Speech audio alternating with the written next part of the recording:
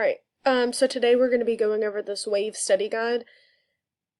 So the first part of this, you're going to be filling in the blanks using the terms below. All the terms will be used and none will be repeated. So you're only going to use them once.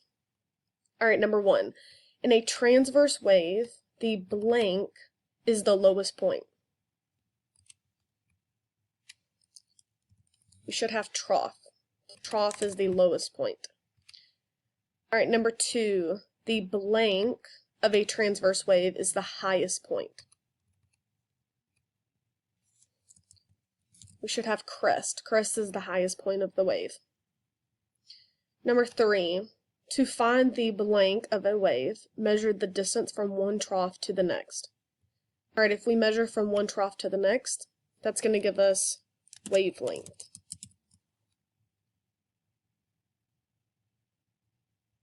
Number 4, the blank of a wave is a measure of the energy it carries. Another way to say this is the height of the wave. So we should get amplitude. Alright, number 5, in a compressional wave in a coiled spring, a blank is where the coils are spread out. So the coils are spread out. That would be rarefaction. And instead of compressional wave, you could also call it a longitudinal wave. Alright, number 6. A blank is a repeating disturbance that transfers energy through matter or space. So something that transfers energy. That would be a wave. Number 7. The bending of waves because of a change in speed is called. Alright, the bending of waves. That's going to be refraction. Number 8. When you squeeze the coils of a spring together, you cause a blank. So when the coils come together. So that's going to be an area of compression because they are being compressed together. Alright, number 9. The blank is the material through which a mechanical wave travels. So we're talking about material. So we're talking about medium. Number 10. Blank occurs when two waves combine to form a new wave. So you have two waves coming together to make a new wave. That's our last word. It is interference. So for this next part, we're going to be looking at these two waves. You have wave 1 on the left-hand side, wave 2 on the right-hand side, and a couple of labels attached to the parts of the wave. Alright, let's look at number 11. What type of wave is number 1? What type of wave is number 1? Well, we should have that number 1 is a transverse wave, just like wave number 2. They are both transverse waves. Alright, number 12. Which wave carries more energy? So comparing wave 1 and wave 2, we should have that wave 2 carries more energy. 13. What do points A and C represent? Well, A and C are both crests. 14. What do points B and D represent? B and D represent. Well, they both represent troughs. Alright, 15. How does the frequency of 1 compare to that of 2? Well, we should be saying that wave 1 has a lower frequency. There's fewer waves that would pass by a single point, but this one has a higher frequency. So wave 1 has a lower frequency than wave 2. Continuing on to our next part, we're going to answer questions 16 through 18. So 16. What kind of wave is in the picture above? Alright, it could be a longitudinal wave, or you could say compressional wave. Either is fine. Number 17. What is part A on the picture called? If we look at part A, it's where these particles are really close together. And again, this wave could be represented by particles or by coils, like a slinky. So when the particles or the coils are really close together, they are being compressed, so it is compressional areas. All right, what about B, where these particles are spread apart? So the particles or coils are spread apart, so it would be rarefaction areas. So it's areas basically where the coils have relaxed. So always remember, rarefaction relaxes those particles or those coils. They're spread apart. This next part, we're going to be labeling the parts of this transverse wave. So number one is the line of origin. It's the line that if the wave had no energy at all, it would be resting on this line. So it's also called a reference line, a reference point, any of that is fine. Number two, this area here, what would that be called? We should have trough. Number three is from this area to this area. What is that measuring? We should have that it is wavelength. Number four is pointing to this arrow. So from this area of the origin all the way to the area of the height of the wave, what is this measuring? That measures the amplitude. All right, and then last one, number five. Number five is pointing to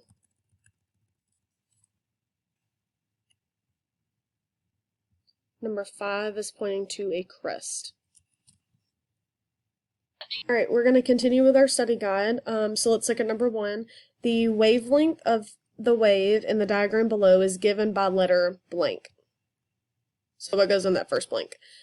And the amplitude of the wave is given by letter blank. So we have two blanks to fill in. The first one, it's asking us which letter goes with wavelength, and then the second one is which one goes with amplitude. So look at this diagram. You have A here, B here, C, D, and E. So, wavelength. Which one goes with wavelength? Well, wavelength is from crest to crest or trough to trough. So, the answer here would be A. A goes from this crest to the next consecutive crest. It can't be C because this is not a crest or a trough, or a crest or a trough, but even if you wanted to pick, say, this point here, a full wavelength, you'd have to go all the way over here.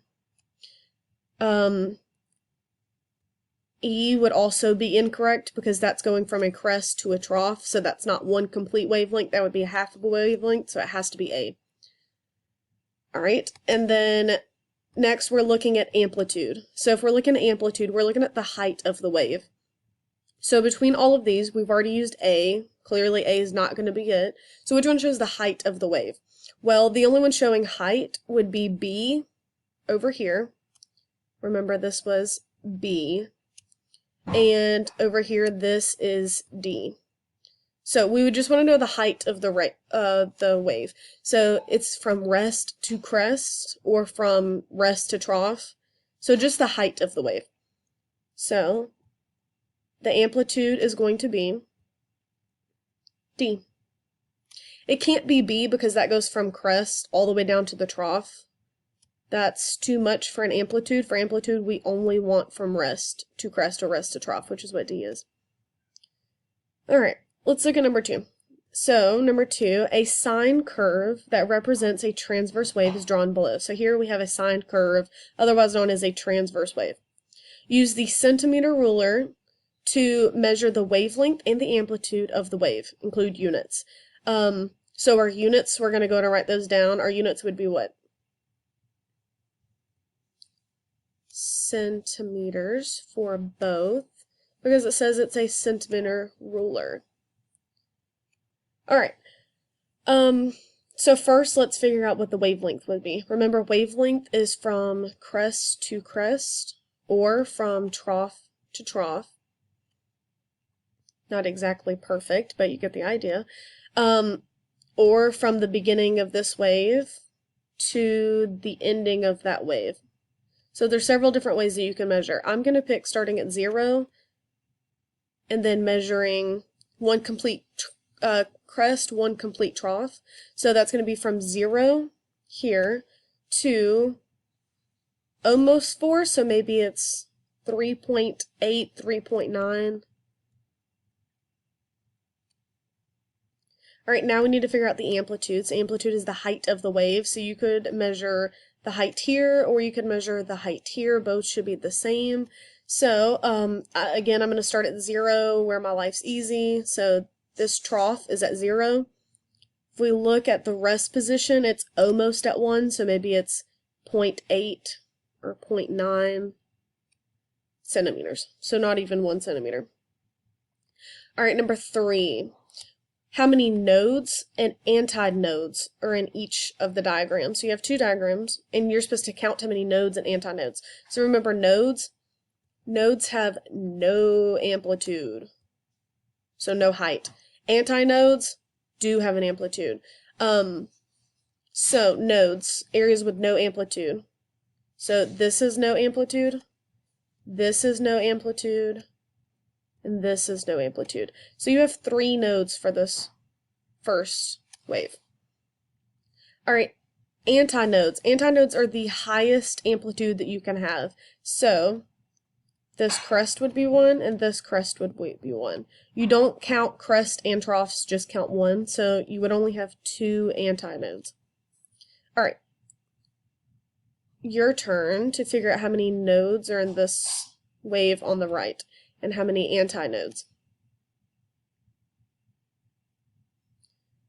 Alright, so for nodes, you should have gotten 1, 2, 3, 4, 5, 6, 7. Should have gotten 7 nodes. Alright, for antinodes, the areas with the highest amplitude, should have gotten 1, 2, 3, 4, 5, 6. 6 antinodes. Into the next section, we have 2 true or false questions and then 1 diagram that we're going to look at. Number 4, true or false, constructive interference occurs when a crest meets up with another crest at a given location along the medium. Is that true or false? That is true. Constructive interference is all about building. You have 2 of the same that you're going to add together, build together. So a crest and a crest, that would build to be a bigger crest. Alright, number 5. Destructive interference. So now we're talking about the opposite. Destructive interference occurs when a trough meets up with another trough at a given location along the medium. Is that going to be true or false? That is false. So, for destructive interference, you are destroying the amplitude. The waves that you have that meet, they should be doing the opposite things. So, it should be a trough and a crest and a trough. 2 opposite things, so that way the amplitude gets weakened, or maybe possibly completely destroyed.